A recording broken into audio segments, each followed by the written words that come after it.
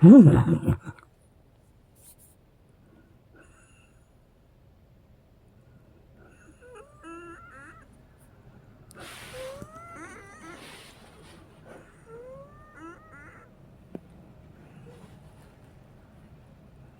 pait nga.